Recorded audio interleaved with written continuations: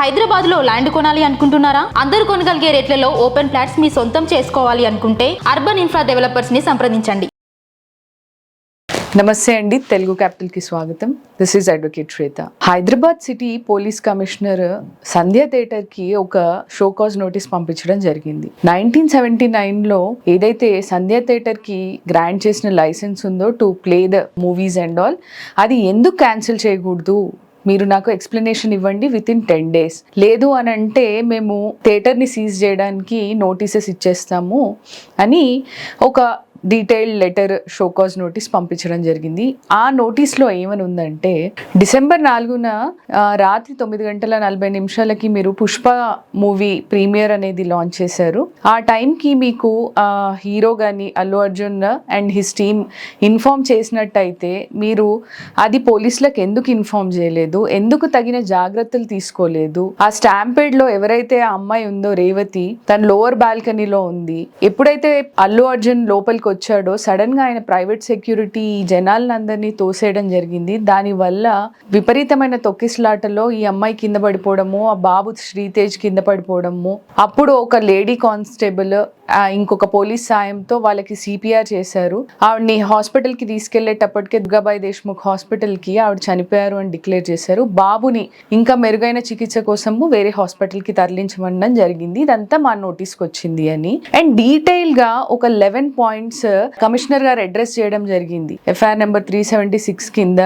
ఈ సెక్షన్స్ ఏవైతే ఉన్నాయో బిఎన్ఎస్ లో 105, 118 రెడ్ విత్ 3 of 5 ఈ 3 సెక్షన్స్ కింద ఎఫ్ఐఆర్ నమోదైంది. సో మేము మీకు ఈ నోటీస్ పంపిస్తున్నాము అని నోటీస్ లో క్లియర్ గా ఏం చెప్పడం జరిగిందంటే, సంధ్య 70mm, సంధ్య 35mm రెండు theatres okay common entry and common exit ఉంది. రెండిటికి కంబైన్డ్ కెపాసిటీ ఎంతమందిని అందులో ఇంక్లూడ్ చేయొచ్చు అంటే 2520 members. వాళ్ళకి ఎక్కడ entry and exit sign boards అనేవి లేవు. థర్డ్ పాయింట్ కి వచ్చేటప్పటికి మేనేజ్మెంట్ ఎంకరేజ్ చేసింది ఫ్యాన్స్ ని, గ్యాదరింగ్ ని, అక్కడ ఎక్కువ లార్జ్ హ్యూజ్ నెంబర్ ఆఫ్ పబ్లిక్ని రావడానికి.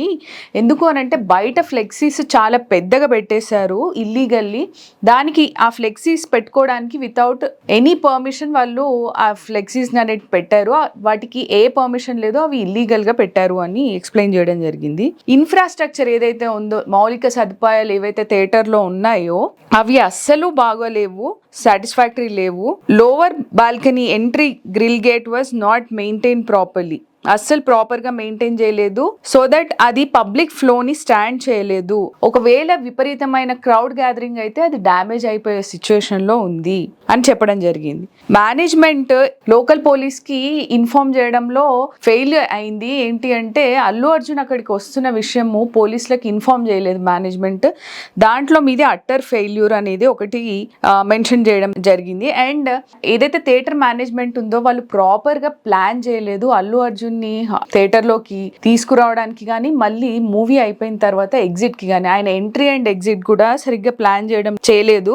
ఆల్దో లీడ్ యాక్టర్స్ అక్కడికి వస్తున్నారని తెలిసి కూడా వాళ్ళు వస్తున్నప్పుడు విపరీతమైన క్రౌడ్ అక్కడ గ్యాదర్ అవుతుంది, జనాలు ఎగబడతారు వాళ్ళని చూడడానికి అని తెలిసి కూడా మీరు ఫెయిల్ అయ్యారు అనేది ఒక పాయింట్ ఇంక్లూడ్ చేయడం జరిగింది.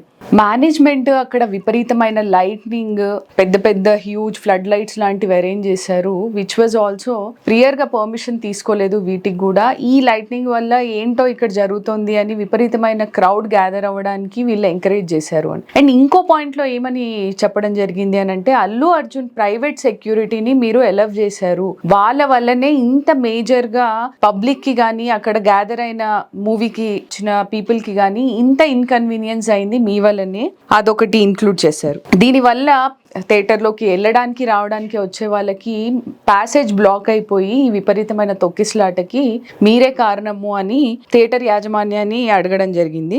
ఇంకోటి ఏంటి అని అంటే, అక్కడ డోర్ ఫ్రేమ్ మెటల్ డిటెక్టర్ అని మన దగ్గర ఏవైనా ఆయుధాలు ఉన్నాయి అని చెక్ చేస్తూ ఉంటారు యూజువల్లీ థియేటర్స్ లోకి వెళ్ళినప్పుడు. ఆ డిఎఫ్ఎండి ఎంట్రీ ఒకటే ఉంది అండ్ దట్టు అక్కడ లేడీ కర్టెన్ ఏది లేదు, వేరే విమెన్ కి వేరే ప్యాసేజ్ ఉంటుంది. దాని ఎంట్రీ ఎక్కడి నుంచి, దాని ఎగ్జిట్ కూడా ఆ డిఎఫ్ఎండిలో నుంచైనా ఇవి ఏవి సరిగ్గా అక్కడ సైన్ బోర్డ్స్ కానీ ఏవి లేవు అని మెన్షన్ చేయడం జరిగింది.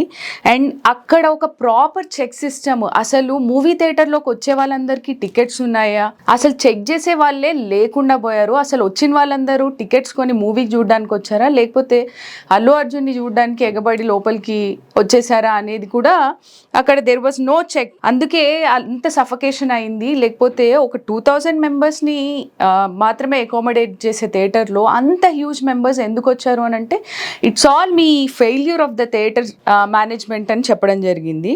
మేనేజ్మెంట్ పార్కింగ్కి సరైన విజిటర్స్ పార్కింగ్ ఉంటుంది కదా, దానికి సరైన ఏ జాగ్రత్తలు తీసుకోలేదు. ఎక్కడ వాళ్ళు ప్రాపర్గా మేనేజింగ్ సిస్టమ్ అనేది అట్టర్ ఫెయిల్యూర్ అని ఒకటి ఈ షోకాస్ నోటీస్లో పంపించడం జరిగింది. మెయిన్ గేట్స్ దగ్గర వీళ్ళు ప్రాపర్ సెక్యూరిటీ ఏది తీసుకోలేదు. ఏదైతే థియేటర్ యాజమాన్యానికి ఉన్న క్రూ అండ్ స్టాఫ్ ఉంటారో వాళ్ళు ప్రాపర్గా మేనేజ్ చేయలేదు. There was no security personnel అక్కడ చెక్ చేయడానికి కానీ, ఇన్ఫ్లోకి పంపించడానికి కానీ, జనాలని బయటికి పంపించే మనుషులు కానీ ఎక్కడా లేదు. ఇది పూర్తి మీ ఫెయిల్యూర్. ఒక లేడీ చావుకి కారణమైన మీ థియేటర్ వైఫల్యానికి మేము ఎందుకు సీజ్ చేయకూడదో మీరు వితిన్ 10 days నాకు ప్రాపర్గా ఎక్స్ప్లెనేషన్ ఇవ్వని ఎడల థియేటర్స్ని రెండింటిని సీజ్ చేస్తాము అనే నోటీస్ పంపించడం జరిగింది. So let us see theatre ఎలా రెస్పాండ్ అవుతుందో కమిషనర్కి.